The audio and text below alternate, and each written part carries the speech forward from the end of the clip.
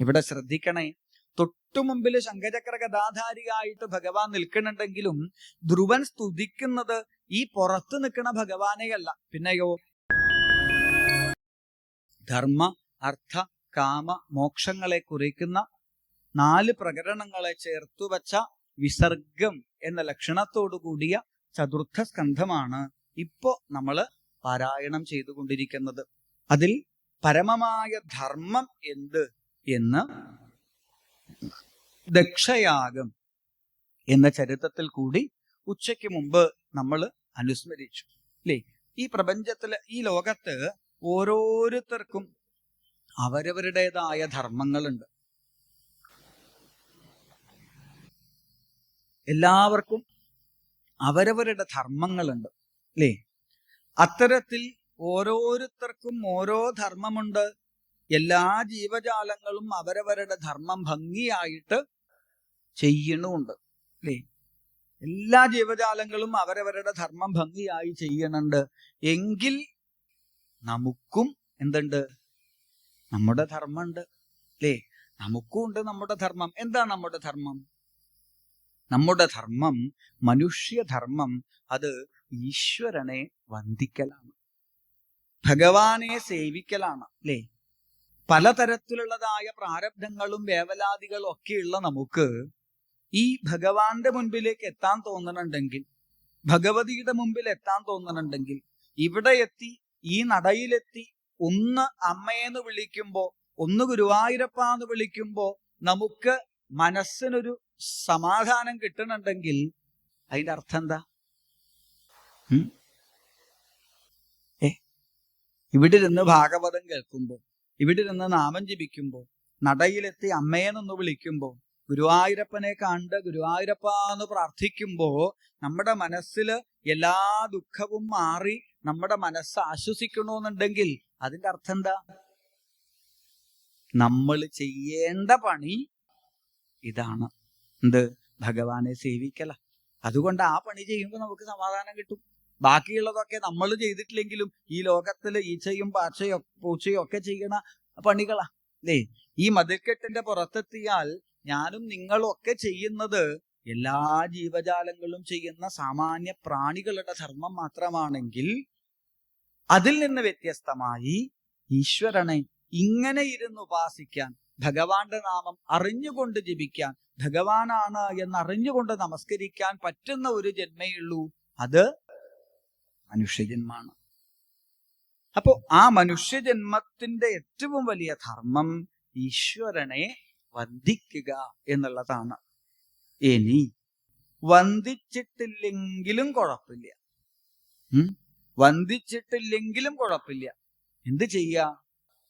നിന്ദിക്കാണ്ടിരിക്കുക അല്ലേ. ഞാൻ തൊഴണില്ല, പോട്ടെ, തൊഴണ്ട. പക്ഷെ തൊഴുന്ന ആൾക്കാരെ, തൊഴുന്ന ചൈതന്യത്തിനെ നമ്മൾ എന്തിനാ നിന്ദിക്കാൻ പോണത്? അപ്പൊ വന്ദിച്ചില്ലെങ്കിലും നിന്ദിക്കാണ്ടിരിക്കുക. ഇനിയിപ്പൊ നിന്ദിച്ചു എന്ന് വെച്ചാൽ ആർക്കാ കുഴപ്പം? കണ്ണാടി നോക്കിയിട്ട് ചിരിച്ചാൽ പ്രതിബിംബം നമ്മളെ നോക്കി ചിരിക്കും. കൊഞ്ഞനം കുത്തിയാലോ അതാരാ കാണേണ്ടി വരിക? കണ്ണാടിക്ക് വല്ല പ്രശ്നമുണ്ടോ? ഇല്ല, അത് നമ്മൾ തന്നെയാ കാണേണ്ടി വരിക. അതുപോലെ ഈശ്വരനെ നമ്മൾ നിന്ദിച്ചു എന്ന് വെച്ചാൽ ഇന്നല്ലെങ്കിൽ നാളെ അതിന്റെ ഫലം നമ്മൾ തന്നെ തിരിച്ചനുഭവിക്കേണ്ടി വരും എന്നുള്ളതിന് തെളിവാണ് ശിവനിന്ദ ചെയ്തതായ ദക്ഷൻ അനുഭവിച്ച അനുഭവ കഥ. ശരിക്കും ദക്ഷൻ ശിവനെ ചീത്ത വിളിച്ചു എന്നൊക്കെയാണ് നമ്മൾ പറയുക. പാമ്പിനെ ചുറ്റി നടക്കുന്നവൻ, എന്താ ഭസ്മം, ചുടല ഭസ്മം ധരിച്ചവൻ എന്നൊക്കെയാണ് നമ്മൾ ദക്ഷൻ ചീത്ത വിളിച്ചത്. പക്ഷെ ചീത്തയാണോ ശരിക്കും അത്? ദക്ഷൻ പറഞ്ഞത് ചീത്തയാണോ? അങ്ങനെയാണെങ്കിൽ ഇനി ശിവന്റെ അമ്പലത്തിൽ പോയാൽ നമ്മൾ അഷ്ടോത്തരം ചൊല്ലാൻ പറ്റില്ല. എന്തേ? നമ്മൾ ഈ ചൊല്ലുന്നതൊക്കെ ഈ പറഞ്ഞ ചീത്ത തന്നെയാണ്.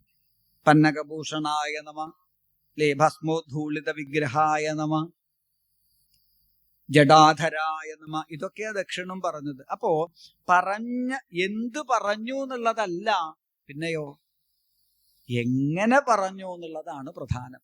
ദക്ഷൻ പറഞ്ഞത് ചീത്തയായിരുന്നില്ല, പക്ഷേ ദക്ഷന്റെ ഭാവം ഭഗവാനോട് വിദ്വേഷമുള്ളതായിരുന്നു. അതിന്റെ ഫലം തിരിച്ച് ദക്ഷൻ തന്നെ അനുഭവിച്ച ആടിന്റെ തല വെച്ച് നടക്കേണ്ടി വന്ന ഗതികേട്, അതിനെ നമ്മള് ഉച്ചയ്ക്ക് മുമ്പായിട്ട് ഇവിടെ അനുസ്മരിച്ചു നിർത്തി. അങ്ങനെ ദക്ഷയാഗം എന്ന ചരിത്രത്തെ പറഞ്ഞ് പിന്നീട് അർത്ഥം, ധർമ്മം കഴിഞ്ഞാല് അർത്ഥം. അർത്ഥം എന്ന് വെച്ചാൽ എന്താ? ഇപ്പൊ നമ്മുടെ മനസ്സിൽ അല്ലെങ്കിൽ നമ്മുടെ ചിന്തയിൽ അർത്ഥം എന്ന് പറഞ്ഞാൽ സമ്പത്ത്. പക്ഷെ ഭാഗവതം പറഞ്ഞു അർത്ഥം അനർത്ഥം ഭാവയ നിത്യം, അല്ലേ?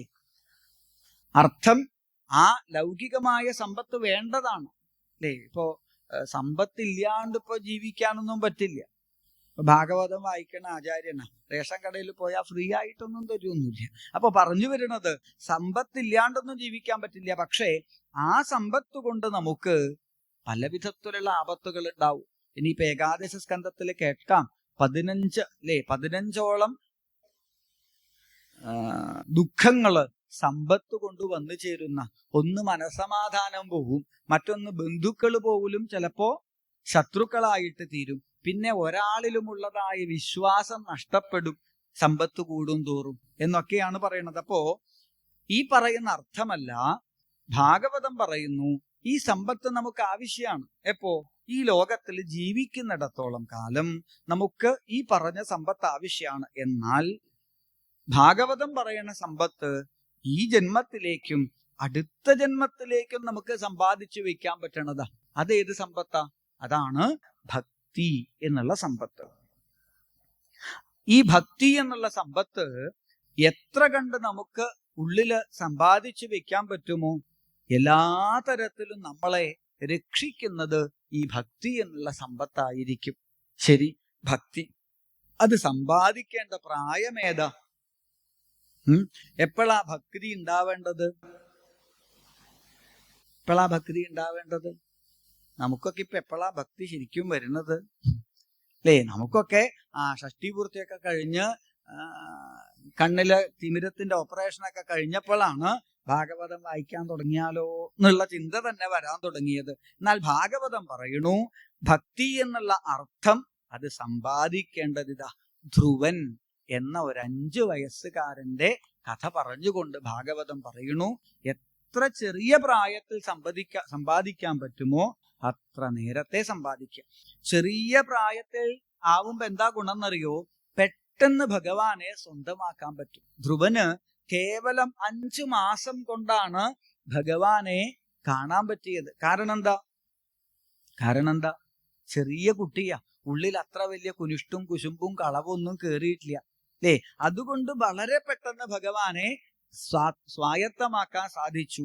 വലുതാവും തോറും ഭഗവാനെ കാണല് അത്ര എളുപ്പമുള്ള കാര്യമല്ല. കാരണം എന്താ? നമ്മുടെ ഉള്ളിൽ ഈ പറഞ്ഞ പല പല പല പല ദുരകളും കയറി നിറഞ്ഞിട്ടുണ്ടാവും. ഇതൊക്കെ മാറ്റിവെച്ചിട്ട് ഭഗവാനെ കാണണമെങ്കിൽ ഇനി വലിയ ബുദ്ധിമുട്ടാണ്. അപ്പോ ഭക്തി എന്ന അർത്ഥത്തെ ചെറിയ പ്രായത്തിൽ തന്നെ സമ്പാദിക്കണം എന്ന് കാണിക്കാനായിട്ട് സ്വയംഭൂവമനുവിന്റെ മകനായ ഉത്താനപാദൻ എന്ന രാജാവിന്റെ ചരിത്രത്തിൽ കൂടി ധ്രുവ കുമാരനെ നമ്മൾ പരിചയപ്പെടുകയാണ്. ഇനി സ്വയംഭൂവമനുവിന് 3 പെൺകുട്ടികളും 2 ആൺകുട്ടികളും. അതിൽ പെൺകുട്ടികളുടെ കഥ പറയുമ്പോഴാണ് ദേവഹൂതി ചരിതം പറയുമ്പോൾ കപിലവാസുദേവന്റെ കഥയും, ആകൂതി ചരിതം പറയുമ്പോൾ യജ്ഞന്റെ അവതാരവും, പ്രസൂതി ചരിതം പറയുമ്പോൾ ദക്ഷയാഗവും വർണ്ണിച്ചു. ഇനി ആൺകുട്ടികളുടെ കഥയിലേക്ക് പ്രവേശിക്കുമ്പോൾ സ്വയംഭൂവമനുവിന്റെ മകനാണ് ഉത്താനപാദൻ. ഈ ഉത്താനപാദൻ എന്നുള്ള രാജാവ് ആദ്യമായിട്ട് ഒരു കല്യാണം കഴിച്ചു. ഉത്താനപാദ മഹാരാജാവ് ആദ്യമായിട്ടൊരു കല്യാണം കഴിച്ചു. എന്താ ആദ്യമായിട്ട് എന്ന് പറയാൻ കാരണം? ആദ്യമായിട്ട് എന്ന് പറഞ്ഞാൽ നമുക്ക് ഉറപ്പിക്കാം എന്ത്? രണ്ടാമതും കല്യാണം കഴിച്ചിട്ടുണ്ട് എന്ന്, അല്ലേ? അപ്പൊ പണ്ടുള്ള രാജാക്കന്മാരൊക്കെ ധാരാളം കല്യാണം കഴിക്കും. അപ്പൊ അതുകൊണ്ട് ആ കല്യാണത്തിന് ക്ഷണിക്കുമ്പോ തന്നെ എൻ്റെ ആദ്യത്തെ കല്യാണം എന്നൊക്കെ പറയും. നമ്മളൊന്നും അങ്ങനെ പറയാറില്ല, ഉണ്ടോ? നമ്മൾ ആരെങ്കിലും കല്യാണത്തിന് ക്ഷണിക്കുമ്പോ എൻ്റെ ആദ്യത്തെ കല്യാണമാണ്, എല്ലാവരും വരണം എന്ന് പറയോ? ഇല്ല. കാരണം എന്താ? നമുക്കൊന്ന് കഴിച്ചാൽ തന്നെ മതിയാവും. അപ്പോ പഴയ കാലത്ത് അങ്ങനെയല്ല, രാജാക്കന്മാരൊക്കെ ധാരാളം വിവാഹം കഴിക്കും. അങ്ങനെ ഈ ഉത്താനപാദൻ ആദ്യം വിവാഹം ചെയ്തു. ആരെ? സുനീതി എന്ന പരമഭക്തയായ ഒരു കന്യകയെ വിവാഹം ചെയ്തു. സുനീതിയുമായിട്ട് കുറെ കാലം കഴിഞ്ഞു. പക്ഷേ ആ ദാമ്പത്യ ജീവിതത്തിൽ സന്താന ഭാഗ്യം ഉണ്ടായില്ല. അപ്പോഴാണ് രണ്ടാമതൊരു കല്യാണം കഴിച്ചത്. ആരെ? സുരുചിയെ വിവാഹം ചെയ്തു. സുരുചി പക്ഷേ ഈ സുനീതിയെ പോലെ ആയിരുന്നില്ല. അല്പം സൗന്ദര്യമുണ്ട്, അതിന്റെ സാമർഥ്യമുണ്ട്, അതിന്റെ അഹങ്കാരമുണ്ട്. അങ്ങനെ തന്റെ വാക്കുകളെ കൊണ്ടും തന്റെ സാമർഥ്യം കൊണ്ടും ഈ സുരുചി എന്ത് ചെയ്തു എന്നറിയോ? ക്രമേണ ഉത്താനപാദൻ എന്ന രാജാവിനെ തന്റെ സ്നേഹം കൊണ്ടും സാമർഥ്യം കൊണ്ടും വശീകരിച്ച് ഒടുവിൽ തന്റെ അടിമയാക്കിയിട്ട് മാറ്റി ഉത്താനപാദനെ. ഇപ്പൊ ഉത്താനപാദ മഹാരാജാവ് എണീക്കണമെങ്കിൽ, ഇരിക്കണമെങ്കിൽ, നടക്കണമെങ്കിൽ ഒക്കെ സുരുചിയാണ്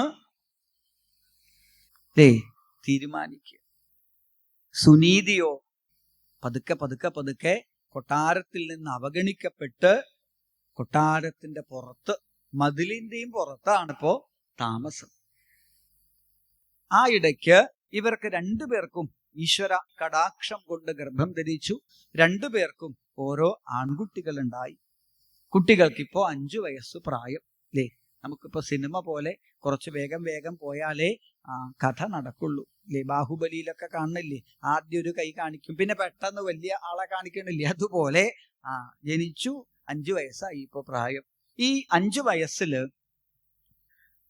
സുനീതി പുത്രന്റെ പേര് ധ്രുവൻ എന്നാണ്. സുരുചിയുടെ മകന്റെ പേര് ഉത്തമൻ എന്നാണ്. അപ്പൊ ഈ കുട്ടികൾ തമ്മിൽ ഈ പറഞ്ഞ വിദ്വേഷമൊന്നുമില്ല. അല്ലേ? കുട്ടികൾക്ക് അങ്ങനെ ആരോടും ശത്രുതയോ അങ്ങനെയുള്ള കാര്യമൊന്നുമില്ല. കുട്ടികൾക്ക് ശത്രുത, കളവ് അതൊന്നുമില്ല. ശരിക്കും കുട്ടികളെ ഇതൊക്കെ ശരിക്കും പഠിപ്പിക്കണത് ആരാ? കുട്ടികളെ കളവ് പറയാൻ ശരിക്കും ആരാ കുട്ടികളെ കളവ് പറയാൻ പഠിപ്പിക്കുന്നത്?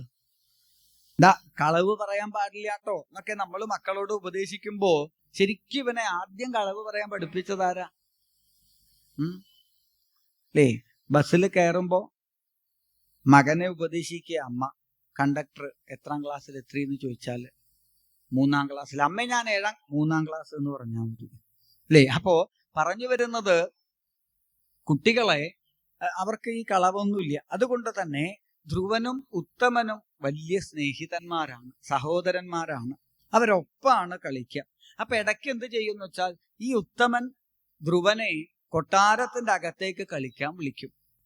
എന്നാൽ ഇത് സുരുചിക്ക് തീരെ ഇഷ്ടല്ല. കൊട്ടാരത്തിനകത്ത് വന്നിട്ട് ഈ ധ്രുവൻ ഇങ്ങനെ കളിക്കണതൊന്നും ഇഷ്ടല്ല. അപ്പൊ ചിലപ്പോ ചീത്ത വിളിക്കും. ധ്രുവൻ പേടിച്ചോടും, ഉത്തമനെ ശകാരിക്കും. ഇനി അങ്ങനെ കൂട്ടിക്കൊണ്ടുവരാൻ പാടില്ല എന്നൊക്കെ പറയും. പക്ഷെ കുട്ടികളല്ലേ. 2 ദിവസം കഴിയുമ്പോ ധ്രുവൻ ഉത്തമനെ അന്വേഷിച്ച് കൊട്ടാരത്തിലേക്ക് കയറി വരും. ഇതൊക്കെ പതിവാണ്. അങ്ങനെ ഇരിക്കെ ഒരു ദിവസം ഈ ഉത്താനപാദ മഹാരാജാവ് കൊട്ടാരത്തിൽ സിംഹാസനത്തിൽ അങ്ങനെ ഇരിക്കുന്നു. ഉത്താനപാദ മഹാരാജാവ് അങ്ങനെ ഇരിക്കുമ്പോഴാണ് ഉത്തമൻ ധ്രുവനെ കൂട്ടി കളിക്കാനായി വന്നത്. കുട്ടികള് ആ കളിച്ചുകൊണ്ടിരിക്കുന്ന സമയത്ത് രാജാവ് ആ കുട്ടികളുടെ കളി കണ്ട് സന്തോഷിച്ചങ്ങനെ ഇരിക്കുന്ന സമയത്താണ് പെട്ടെന്ന് സുരുചിപുത്രനായ ഉത്തമൻ ഓടി വന്ന് അച്ഛന്റെ മടിയിൽ കയറിയിരുന്നത്. ഉത്താനപാദന്റെ മടിയിൽ കയറിയിരുന്നു. ആര്? സുരുചിയുടെ മകനായ ഉത്തമൻ. അപ്പൊ കുട്ടികളുടെ സ്വഭാവം എന്താ? ഒരാൾ എന്ത് ചെയ്താലും അപ്പൊ അടുത്ത ആള് അത് വേണം എന്ന് പറയും. അല്ലേ? അതുപോലെ ചെയ്യാൻ നോക്കും. ഇവിടെ ഉത്തമൻ രാജാവിന്റെ മടിയിൽ കയറി ഇരിക്കണത് കണ്ടപ്പോ സ്വാഭാവികമായിട്ടും ധ്രുവനും ഒരു ആഗ്രഹം ഉണ്ടായി.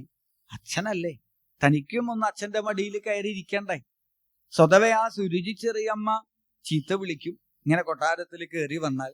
ഇന്നിപ്പോ എവിടെയും കാണാനൊന്നുമില്ലല്ലോ. അല്ലേ? ധ്രുവൻ ആദ്യം ചുറ്റും നോക്കി. സുരുചി എവിടെയെങ്കിലും ഉണ്ടോ? എവിടെയില്ല.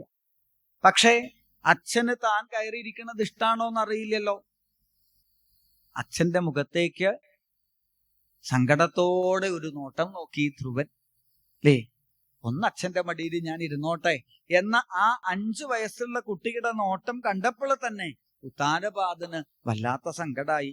എത്രയായാലും തന്റെ മകനല്ലേ, ഉത്തമനെ പോലെ തന്റെ മടിയിലിരിക്കാൻ അവനും ആഗ്രഹം കാണില്ലേ? പക്ഷേ ഉത്താനപാദനും പേടിയുണ്ട്. ആരെ? സുരുചിയെ. അതുകൊണ്ട് ഉത്താനപാദൻ എന്ത് ചെയ്തു എന്നറിയോ? കുറച്ച് സമയം ചെവി ഇങ്ങനെ പിടിച്ചു നിന്നു. ഇതിനാ ചെവി പിടിച്ചു നിന്നത്? ഉത്താനപാദൻ നല്ല ഒരു സൂത്രം ചെയ്തിട്ടുണ്ട്. എന്താ അറിയോ? ഭാര്യയ്ക്ക് നല്ല ശബ്ദമുള്ള ഒരു പാദസരം വാങ്ങിക്കൊടുത്തു. നല്ല നിറച്ചും ചെലങ്ക മണിയൊക്കെയുള്ള പാദസരം വാങ്ങിക്കൊടുത്തിട്ട് പറഞ്ഞു, നീ ഇതിട്ടാൽ എന്ത് ഭംഗിയായിരിക്കുന്നറിയോ അല്ലേ? അതുകൊണ്ട് എന്താ സൗകര്യം എന്ന് വെച്ചാൽ ഇപ്പൊ അവള് വരുന്നുണ്ടെങ്കിൽ നേരത്തെ സിഗ്നൽ കിട്ടും. അപ്പോ ഉത്താനപാദ മഹാരാജാവ് ഒന്ന് ചിന്തിച്ചു നോക്കുമ്പോ പാദസരത്തിന്റെ ശബ്ദമൊന്നും കേൾക്കണില്ല. അപ്പൊ സമാധാനായി. വേഗം ഒരു കൈ നീട്ടി ആ 5 വയസ്സുള്ള ധ്രുവനെ എടുക്കാനായി വിളിച്ചതും അച്ഛൻ തന്നെ എടുക്കാൻ വേണ്ടി വിളിക്കണത് ആദ്യമായിട്ട് കണ്ട ധ്രുവൻ ഓടി ആവേശത്തോടു കൂടിയിട്ട് കൈ നീട്ടി അച്ഛന്റെ മടിയിലേക്ക് കയറാൻ അടുത്തെത്തിയതും പെട്ടെന്ന് ഒരു ശബ്ദം, നവൽസ, കുട്ടി അവിടെ നിൽക്കൂ. ഈ ഒരു ശബ്ദം കേട്ടതേയുള്ളൂ. ഷോക്കടിച്ചതുപോലെ ഉത്താനപാദ മഹാരാജാവ് കൈ പിൻവലിച്ച് തല താഴ്ത്തി അവിടെ ഇരുന്നു. ഇപ്പോ ധ്രുവൻ കാണുന്ന കാഴ്ച എന്താ? തൊട്ടുപിറകിലായിട്ട് സുരുചി എന്ന ചെറിയമ്മ. ഇന്ന് രാവിലെ ഞാൻ എന്തോ കേടായിട്ട് ആ പാദസരം ഊരി വെച്ചത് നന്നായി, അല്ലെങ്കിൽ ഇപ്പൊ ഈ കാഴ്ച ഞാൻ കാണൂ. ഇപ്പോ രാജാവിന്റെ മടിയിലിരിക്കും. കുറച്ചു കാലം കഴിഞ്ഞാൽ രാജാവിരിക്കണ സിംഹാസനത്തിലിരിക്കണമെന്ന് മോഹം തോന്നും. ഇതൊക്കെയാണ് നിനക്കുണ്ടാവുക. അതുകൊണ്ട് അച്ഛന്റെ മടിയിൽ, രാജാവിന്റെ മടിയിൽ കയറിയിരിക്കാൻ നിനക്ക് അധികാരമില്ല. പിന്നെ അവിടെ ഇരിക്കണുണ്ട് ആര്? എന്റെ മകനായ ഉത്തമൻ. ഉത്തമൻ ഇരിക്കുന്നത് കണ്ടിട്ടാണ് നിന്റെ ഈ ചാട്ടം എന്നുണ്ടെങ്കിൽ ഉത്തമൻ എന്റെ മകനാ. ഇനി നിനക്ക് അച്ഛന്റെ മടിയിൽ കയറിയിരിക്കണം എന്ന് ആഗ്രഹം ഉണ്ടെങ്കിൽ വേണമെങ്കിൽ ഞാനൊരു വഴി പറഞ്ഞു തരാം. എന്താ വഴി? തപസാ ആരാധ്യ പുരുഷം തസ്സേവാനുഗ്രഹേണ മേ ഗർഭേ ത്വം സാധയാത്മാനം യദിച്ഛസി നൃപാസനം. ചെന്ന് നാരായണനെ, ഭഗവാനെ തപസ് ചെയ്യുക. എന്നിട്ട് ഭഗവാൻ അവതരിച്ച് എന്ത് വരാ വേണ്ടതെന്ന് ചോദിക്കുമല്ലോ. അപ്പോ എന്റെ മകനായി എന്റെ ഗർഭത്തിൽ പിറന്ന് ജനിക്കണമെന്ന് പ്രാർത്ഥിക്കുക. എന്നിട്ടോ എന്റെ മകനായിട്ട് അങ്ങനെ ജനിച്ചാൽ നിന്നെ ഞാൻ അച്ഛന്റെ മടിയിലിരുത്താം. അല്ലേ? എന്തൊരു വിഡ്ഢിത്തായി സുരുചി പറയണതെന്നറിയോ? ഭഗവാനെ കണ്ടിട്ട് സുരുചിയുടെ ഗർഭത്തിൽ പോയി പറന്നിട്ട് അച്ഛന്റെ മടിയിൽ ഇരിക്കണം എന്ന് പറയേണ്ട ആവശ്യമുണ്ടോ? ഭഗവാനെ കണ്ടാ പിന്നെ നേരെ അച്ഛന്റെ മടിയിൽ കയറ്റി ഇരുത്തണം എന്ന് പറഞ്ഞാ പോരെ? അപ്പോ ഇവിടെ ഏതായാലും സുരുചി ഇങ്ങനെ ഒരു അഭിപ്രായം പറഞ്ഞു. ഇറങ്ങിപ്പോവാനായിട്ട് അവിടുന്ന് ശകാരിച്ചതും ധ്രുവൻ എന്ന ആ 5 വയസ്സുള്ള കുട്ടി എന്തെന്നില്ലാത്തതായ സങ്കടത്തോടുകൂടി കൊട്ടാരത്തിൽ നിന്ന് കരഞ്ഞുകൊണ്ട് ഇറങ്ങി വന്നു. ഓടി വന്ന് തന്റെ അമ്മയായ സുനീതിയുടെ മാറിടത്തിലേക്ക് കെട്ടിപ്പിടിച്ചു എന്ന് മാത്രല്ല, തേങ്ങി തേങ്ങി കരയാൻ തുടങ്ങി. അല്ലെ? ചെറിയ കുട്ടികൾക്ക് സങ്കടം സഹിക്കാൻ പറ്റാണ്ടായാൽ പിന്നെ ഒന്നും പറയാനൊന്നും കിട്ടില്ല. അവരിങ്ങനെ തേങ്ങിക്കൊണ്ടിരിക്കുക ചെയ്യുക. ഇങ്ങനെ സങ്കടപ്പെടുന്നതായ ധ്രുവനോട് സുനീതി ചോദിച്ചു, എന്തു പറ്റി? എന്താ നിനക്ക് ഇത്ര സങ്കടം? ചോദിച്ചപ്പോ എങ്ങനെയൊക്കെയോ കൂടി പറഞ്ഞു. ചെറിയമ്മ എന്നെ ചീത്ത വിളിച്ചു. ഇത് മുമ്പും നീ കേട്ടതല്ലേ? എത്രയോ തവണ ചെറിയമ്മ നിന്നെ ചീത്ത വിളിച്ചിട്ടുണ്ടല്ലോ. അല്ല, ഇത്തവണ അങ്ങനെയല്ല. അച്ഛന്റെ മടിയിൽ കയറി ഇരിക്കാൻ വേണ്ടി നോക്കിയപ്പോ എന്നെ ചീത്ത വിളിച്ചു. എന്താ വിളിച്ചത്? ഭഗവാനെ പോയി തപസ് ചെയ്ത് ഭഗവാന്റെ അനുഗ്രഹത്തോടെ സുരുചി ചെറിയമ്മയുടെ മകനായാലേ അച്ഛന്റെ മടിയിൽ ഇരിക്കാൻ പറ്റുള്ളൂ എന്നാ പറഞ്ഞത്. ഇവിടെ സുനീതി എന്ന ആ നല്ല അമ്മ എന്ത് ചെയ്തു എന്നറിയോ? ഈ പറഞ്ഞ വാക്കിൽ നിന്ന് നല്ലതിനെ മാത്രം വേർതിരിച്ച് തന്റെ കുട്ടിയെ പഠിപ്പിച്ചു എന്നാ. ഉച്ചയ്ക്ക് മുമ്പ് നമ്മൾ കണ്ടു ഒരു ദക്ഷനെ. എല്ലാവരും എഴുന്നേറ്റ് നിന്നപ്പോ ദക്ഷൻ കണ്ടതെന്താ? എല്ലാവരും തന്നെ കണ്ട് എഴുന്നേറ്റ് നിന്നപ്പോ ദക്ഷൻ കണ്ടതെന്താ? അതിൻ്റെ ഇടയിൽ എഴുന്നേൽക്കാത്ത ഒരാളെയാ. അല്ലേ? വേണ്ടുന്നത് എത്ര ഉണ്ടായാലും അതിൻ്റെ ഇടയില് അങ്ങനെയില്ലേ? ഗുരുവായൂരപ്പന്റെ ഏകാദശി വിളക്ക് നടക്കുക. ഗജവീരന്മാരുടെ മുകളില് ഗുരുവായൂരപ്പൻ അങ്ങനെ എഴുന്നില്ല. ആൾക്കാര് മുഴുവൻ ആ സ്വർണത്തിടമ്പ് ഗുരുവായൂരപ്പനെ കണ്ട് തൊഴുതു പ്രാർത്ഥിക്കുമ്പോ ഒരുത്തൻ സൂക്ഷിച്ചു നോക്കിയിട്ട് അടുത്ത് നിൽക്കുന്ന ആളോട് പറയാ, ആ ആനയുടെ വാലില് രോമേ ഇല്ല. ഏത്? ഗുരുവായൂരപ്പന്റെ ആനയുടെ വാലിന്റെ മുകളിൽ രോമേ ഇല്ല. ആ പാപ്പാനത് മുറിച്ചു കൊടുക്കണുണ്ടാവും. ആലോചിച്ചു നോക്കുക, എന്താ ശക്തി മഹാപാപത്തിന്റെ എന്ന്. ഇപ്പൊ ഇത്രയും വലിയ ആ ഒരു ഗുരുവായൂരപ്പന്റെ എഴുന്നള്ളത്തില് ആനയുടെ വാല് നോക്കാൻ ഒരുത്തന് തോന്നി എന്ന് പറഞ്ഞതുപോലെ ഇത്രയും ആൾക്കാരെ എഴുന്നേറ്റ് നിന്നതിനിടയില് ദക്ഷൻ കണ്ടത് എഴുന്നേൽക്കാത്ത ഒരാളെയാ. എന്നാൽ ഇവിടെ സുനീതിയുടെ സ്വഭാവം നോക്കൂ. എത്രയോ ശകാരവാക്കുകള് സുനീതി പറഞ്ഞിട്ടുണ്ടെങ്കിലും, എത്രയോ ശകാരവാക്കുകൾ സുനീതി ധ്രുവനെ ചെയ്തിട്ടുണ്ടെങ്കിലും സുനീതി അതിൽ നിന്ന് എടുത്തത് നല്ല ഒരു വാക്ക. എന്താ അത്? ആരാധയാധോക്ഷജപാദപത്മം യദിച്ഛസേ അധ്യാസനമുത്തമോ യഥാ. അല്ല, ഗുരുവായൂരപ്പനെ തപസ് ചെയ്യൂ, ഭഗവാനെ തപസ് ചെയ്യൂ എന്നല്ലേ ചെറിയമ്മ പറഞ്ഞത്? ഭഗവാനെ തപസ് ചെയ്യൂ എന്ന് ചെറിയമ്മ പറഞ്ഞാൽ അതിലെന്താ തെറ്റുള്ളത്? ഇതെങ്ങനെയാ ചീത്തവാക്കാവുക? ഇനി ഭഗവാനെ തപസ് ചെയ്തു, എന്നിട്ട് ഭഗവാനോട് എന്ത് വരം വാങ്ങാനാ പറഞ്ഞത്? എന്റെ ഗർഭത്തിൽ വന്ന് എന്റെ മകനായിട്ട് ധ്രുവ നീ വരണയെന്ന. അപ്പൊ അതിന്റെ അർത്ഥം എന്താ? ചെറിയമ്മയ്ക്ക് നിന്നോട് ദേഷ്യാണെന്നാണോ? എന്റെ മകനായിട്ട് നീ വരുവോ എന്ന് ചോദിച്ചാൽ അതിന്റെ അർത്ഥം നിന്നോട് ദേഷ്യാണെന്നാണോ? നിന്നെപ്പോലെ മിടുമിടുക്കനായിട്ടുള്ള ഒരു ഉണ്ണി എനിക്ക് ഉണ്ടാവണേന്ന് ചെറിയമ്മ പ്രാർത്ഥിക്കുക ഗുരുവായൂരപ്പനോട്. പറഞ്ഞു ഇപ്പൊ ധ്രുവൻ എന്നെ സംശയമായി. നിനക്ക് ചെറിയമ്മയുടെ സ്വഭാവം അറിയില്ലേ അല്ലേ? അങ്ങനെയുണ്ട് ചില ആൾക്കാരുടെ സ്വഭാവം. ചില ആൾക്കാരുണ്ട് സ്നേഹിക്കണത് കണ്ടാൽ ദേഷ്യപ്പെടുകയാണെന്ന് തോന്നാറില്ലേ? എന്റെ നാട്ടിലൊരാളുണ്ട്. അയാളുടെ വീട്ടിൽ പോയാൽ അയാൾ ചിലപ്പോ ചായ കുടിക്കാനൊക്കെ വിളിക്കണത് കേട്ടാൽ നമുക്ക് പേടിയാവും. ചായ കുടിക്കാണ്ടോ മറ്റോ പോയാൽ നിന്റെ മുട്ടുകാല് ഞാൻ തല്ലി കുടിക്കുന്നൊക്കെ പറയും. അപ്പൊ ഇത് ആദ്യമായിട്ട് കേൾക്കണാക്ക് ചിലപ്പോ പെട്ടെന്ന് വിഷമാവും. പക്ഷെ സ്നേഹം കൊണ്ട് പറയാം. ഇതുപോലെ ചെറിയമ്മയുടെ സ്വഭാവം അങ്ങനെയാ. ചെറിയമ്മയ്ക്ക് അങ്ങനെയൊക്കെയാ പറയാൻ അറിയുള്ളൂ. അതുകൊണ്ട് ഗുരുവായൂരപ്പനെ പ്രാർത്ഥിച്ച് ഭഗവാനെ ആരാധിച്ച് എന്റെ ഗർഭത്തിൽ എന്റെ മകനായിട്ട് നീ വരണേ എന്ന് ചെറിയമ്മ പറഞ്ഞാൽ ഇതിലെവിടെയാ ചീത്തവാക്കുള്ളത്? പിന്നെ ഞാനും നിന്നോട് എന്നും പറയണത് എന്താ? ഭഗവാനെ സേവിക്കൂ, ഭഗവാനെ സേവിക്കൂ. ഇതല്ലേ നമുക്ക് പറയാനുള്ളൂ. അമ്മയുടെ ഈ ഒരു വാക്ക് കേട്ടപ്പോ ധ്രുവൻ അമ്മയുടെ മടിയിൽ നിന്ന് ചാടി എണീറ്റു. എന്നിട്ട് ചോദിച്ചു, അങ്ങനെയാണെങ്കിൽ ഞാൻ തപസ് ചെയ്താലോ? സുനീതി പറഞ്ഞു, ഇപ്പോഴെ തന്നെ തപസ് തുടങ്ങിക്കോളൂ. എങ്കിൽ ഞാൻ തപസ് ചെയ്യാൻ പോവാണ് എന്നും പറഞ്ഞ് ധ്രുവൻ ഇറങ്ങിപ്പോയി. സുനീതി ഒന്ന് ചിരിച്ചു എന്നാ. കാരണം എന്താ വെച്ചാൽ ഇവനിങ്ങനെ മാസത്തിൽ 2-3 തപസ്സൊക്കെ പതിവുണ്ട്. എന്തെങ്കിലുമൊക്കെ കിട്ടണമെന്ന് കണ്ടാൽ പൂജാമുറിയിൽ പോയി ഭഗവാന്റെ വിഗ്രഹത്തിന്റെ മുമ്പിൽ കുറെ സമയം കണ്ണടച്ചിരിക്കും. അതൊക്കെ പതിവുള്ള കാര്യ. ഇത് അത്രയൊക്കെ ഉണ്ടാവുള്ളൂ എന്നാണ് സുനീതി വിചാരിച്ചത്. പക്ഷേ ധ്രുവൻ പോയത് പൂജാമുറിയിലേക്കല്ല. വനം ഗതോയൽ ഹരിമാശ്രയേത, കാട്ടിലേക്ക് പോയി. അതെന്താ ഈ 5 വയസ്സുള്ള ധ്രുവന് കാട്ടിലേക്ക് പോകണമെന്ന് തോന്നലുണ്ടായത് എന്നാണെങ്കിൽ, സുനീതി എന്നും ഓരോ കഥകൾ പറഞ്ഞു കൊടുക്കും ധ്രുവന്. ഈ കഥകളിലൊക്കെ ധ്രുവൻ കേൾക്കുന്ന ഒരു വാക്കെന്താ അറിയോ? തപസ് ചെയ്യാൻ കാട്ടിലേക്ക് പോയി, വനത്തിൽ ചെന്ന് തപസ് ചെയ്തു, തപസ് ചെയ്യാൻ കാട്ടിലേക്ക് പോയി. ഈ കഥ കേട്ട് കേട്ട് കേട്ട് ധ്രുവൻ ഇപ്പൊ ഒരു കാര്യം ഉറപ്പാ, തപസ് ചെയ്യണമെങ്കിൽ കാട്ടിലേക്ക് പോകണം.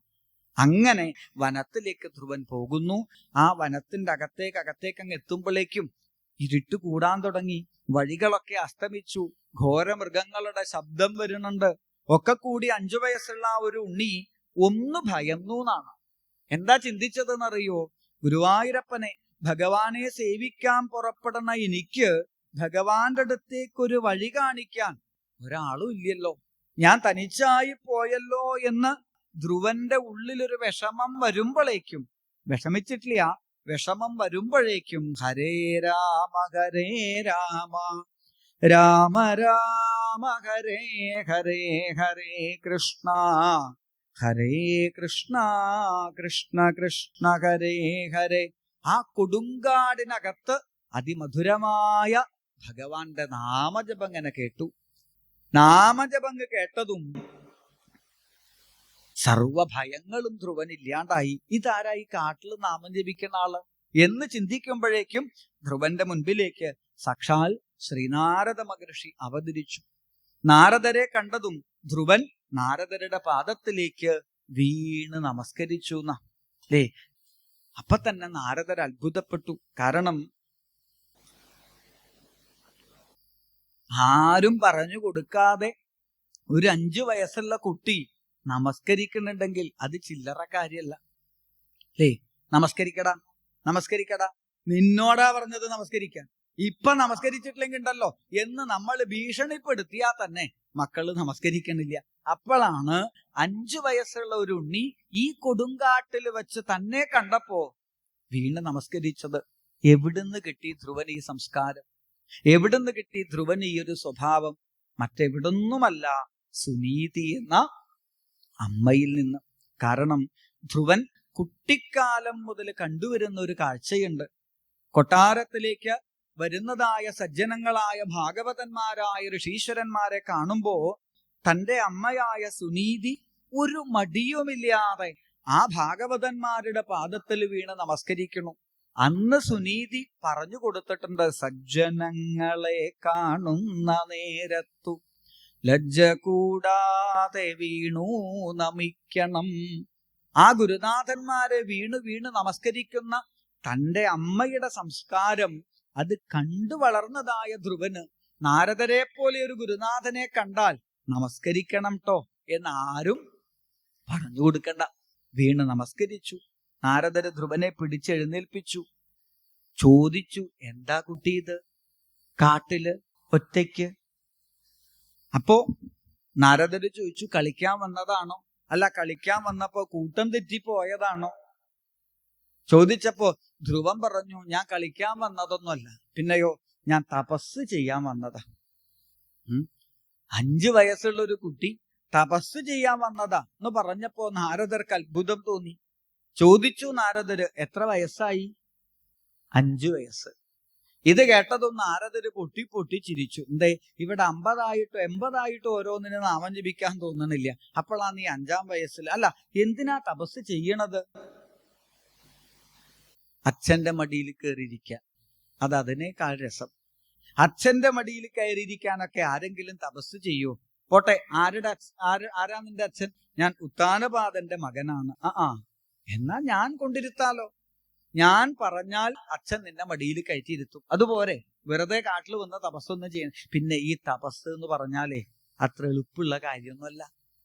നീ വിചാരിക്കുന്നത് പോലെയുള്ള എളുപ്പമുള്ള കാര്യമല്ല. ഭഗവാനെ കാണാൻ വേണ്ടിയിട്ട് എത്രയോ യോഗീശ്വരന്മാര് കഠിനമായ ഉപാസനകൾ ചെയ്ത് എത്രയോ കാലങ്ങളായിട്ട് അവര് കാത്തിരിക്കുക, ഭഗവാനെ ഒന്ന് കാണാൻ പറ്റണേ. ഭഗവാനെ കാണാൻ പറ്റണില്ല. അപ്പൊ അവര് പ്രാർത്ഥിച്ചു, യോഗീന്ദ്രാണാം ത്വതംഗേഷ്വധിക സുമധുരം മുക്തിഭാജാം നിവാസോ ഭക്താനാം കാമവരുഷദ്യതരുകിസലയം നാഥ തേ പാദമൂലം നിത്യം ചിത്തസ്ഥിതം മേ. ഭഗവാനെ, അങ്ങയെ കാണാൻ പറ്റണില്ലെങ്കിൽ പോട്ടെ, അങ്ങയുടെ പാദാരവിന്ദമെങ്കിലും ഒന്ന് കാണാൻ പറ്റണേ. കാണാൻ പറ്റണില്ല.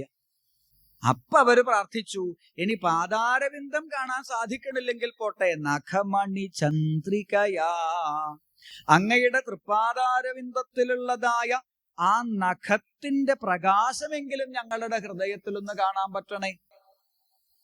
എന്നിട്ട് ഈ മടിയനായ ഗുരുവായൂരപ്പൻ പോയി കാണിച്ചു കൊടുക്കണില്ല. അപ്പോഴാണ് 5 വയസ്സുള്ള നീ ധ്രുവൻ തപസ് എന്നും പറഞ്ഞു പുറപ്പെടുന്നത്.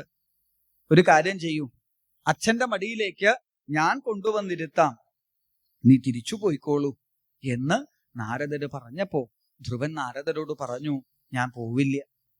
ഭഗവാനെ കാണണമെന്ന് ഞാൻ ആഗ്രഹിച്ചിട്ടുണ്ടെങ്കിൽ ഞാൻ ഭഗവാനെ കണ്ടിട്ടേ തിരിച്ചു പോവുള്ളൂ. ഇത് കേട്ടപ്പോ നാരദർക്കും സന്തോഷായി. സാക്ഷാൽ ശ്രീ ഗുരുവായൂരപ്പന്റെ പുഞ്ചിലം പണിഞ്ഞ തൃപാദം മുതൽ പീലിക്കിരീടം വരെയുള്ളതായ ആ കേശാദിപാദം പാദാദികേശം രൂപത്തെ ഭംഗിയായി ആ 5 വയസ്സുള്ള ധ്രുവൻ എന്ന ഉണ്ണിയുടെ ഹൃദയത്തിലേക്ക് അവിടെ ഉപദേശിച്ച് പ്രതിഷ്ഠിച്ചു. ഓം നമോ ഭഗവതേ വാസുദേവായ എന്ന ദ്വാദശാക്ഷരീ മന്ത്രത്തെ അല്ലേ, ഓം നമോ ഭഗവതേ വാസുദേവായ എന്ന ആ ദ്വാദശാക്ഷരീ മന്ത്രത്തെ ശ്രീനാരദ മഹർഷി ധ്രുവൻ എന്ന ഭാഗവതന് ഭംഗിയായിട്ട് മന്ത്രോപദേശമായി നൽകി. ആ ഉപദേശം സ്വീകരിച്ച് ധ്രുവൻ കഠിനമായ തപസ് ആരംഭിച്ചു. ത്രിരാത്രാന്തേ കപിത്തബദരാശന. ഭഗവാനെ കണ്ടിട്ടേ കണ്ണു തുറക്കുള്ളൂ. ഭഗവാനെ കാണുന്നത് വരെ താൻ വെള്ളമോ ഭക്ഷണമോ കഴിക്കില്ല എന്നൊക്കെ ഉറപ്പിച്ചിട്ടാണ് ധ്രുവൻ കണ്ണടച്ച് തപസ് തുടങ്ങിയത്. പക്ഷേ 3 ദിവസം കഴിയുമ്പോഴേക്കും ധ്രുവന് വിശപ്പ് സഹിക്കാൻ പറ്റാണ്ടായി. ഭഗവാനെ കണ്ടിട്ടേ ഭക്ഷണം കഴിക്കുള്ളൂ എന്നൊക്കെ വിചാരിച്ചിട്ടാണ് ഇരുന്നത്. പക്ഷെ 3 ദിവസം കഴിയുമ്പോഴേക്കും വിശപ്പ് സഹിക്കാൻ പറ്റാണ്ടായി. ആർക്ക്? ധ്രുവന്. എന്നാലും നമ്മളെക്കാൾ ഭേദ 5 വയസ്സുള്ള കുട്ടിയുടെ കഥയാ പറയുന്നത് അല്ലേ. നമ്മുടെ അവസ്ഥ ഇപ്പൊ എന്താ? 2 മണിക്കാ വായന തുടങ്ങിയത്, ഇപ്പൊ തന്നെ 4 മണി ആവാൻ വേണ്ടി കാത്തു നിൽക്കുക നമ്മൾ. അപ്പോ പറഞ്ഞു വരുന്നത്, ഇവിടെ ഭഗവാനെ കാണാൻ പുറപ്പെട്ടാൽ മറ്റൊന്നും പിന്നെ പ്രധാനമാവരുത്. എങ്കിലും 3 ദിവസം കഴിഞ്ഞപ്പോ വിശപ്പ് സഹിക്കാൻ പറ്റണില്ല. യമുനയിലുള്ള വെള്ളം കുടിച്ചു, കാട്ടുപഴങ്ങളൊക്കെ കഴിച്ചു. അടുത്ത മാസം ആവുമ്പോഴേക്കും 6 ദിവസം, അടുത്ത മാസം ആവുമ്പോ 9 ദിവസം. ഇങ്ങനെ ഓരോ മാസം കഴിയും തോറും തപസ്സിന്റെ ശക്തി കൊണ്ട്, ആ യോഗാസനത്തിന്റെ ശക്തി കൊണ്ട് ശരീരത്തിന്റെ വിശപ്പ്, ദാഹം ഇതൊക്കെ മറികടക്കാൻ സാധിച്ചു എന്നാണ് ധ്രുവന്. ഒടുവിൽ ഒരു 5 മാസം കഴിയുമ്പോഴേക്കും ഇളകാത്ത ഒരു തൂണ് പോലെ ആ ധ്രുവൻ തന്റെ തപസ് തുടർന്നു. ആ തപസ്സിൽ സന്തോഷിച്ചതായ ഭഗവാൻ ധ്രുവന്റെ മുൻപിലേക്ക് ഇതാ അവതരിച്ചു. ഒന്ന് കണ്ണു തുറന്നതും തന്റെ മുൻപില് ഹൃദയത്തിൽ കണ്ട അതേ രൂപം ഭഗവാനെ കണ്ടതും ധ്രുവൻ വീണ് നമസ്കരിച്ചു, പ്രദക്ഷിണം വെച്ചു, ഭഗവാനെ കെട്ടിപ്പിടിച്ചു, ഭഗവാന്റെ കൈകളെ എടുത്ത് ചുംബിച്ചു. എങ്ങനെ വേണം ആ ഭഗവാനോടുള്ള തന്റെ ഭക്തിയെ പ്രകടിപ്പിക്കാനെന്നറിയാതെ 5 വയസ്സുകാരനായ ആ കുട്ടി വിഷമിക്കുന്നത് കണ്ടപ്പോ ഭഗവാൻ ഒരു കൃപ, ഭഗവാൻ ഒരു കാരുണ്യം, തന്റെ ജ്ഞാനമയമായ ശംഖുകൊണ്ട് ആ ധ്രുവന്റെ കവിൽത്തടത്തില് ഒന്ന് സ്പർശിച്ചതും ധ്രുവന്റെ ഉള്ളിൽ നിന്ന് അതിഗംഭീരമായ ഭഗവസ്തുതി പുറത്തേക്കൊഴുകി എന്നാണ്. യോന്ത പ്രവിശ്യ മമ വാചമിമാം പ്രസുപ്താം സംജീവയത്യഖില ശക്തിധര സ്വധാംന അന്യാംശ ഹസ്തചരണശ്രവണത്വഗാദീൻ പ്രാണാൻ നമോ ഭഗവതേ പുരുഷായ തുഭ്യം.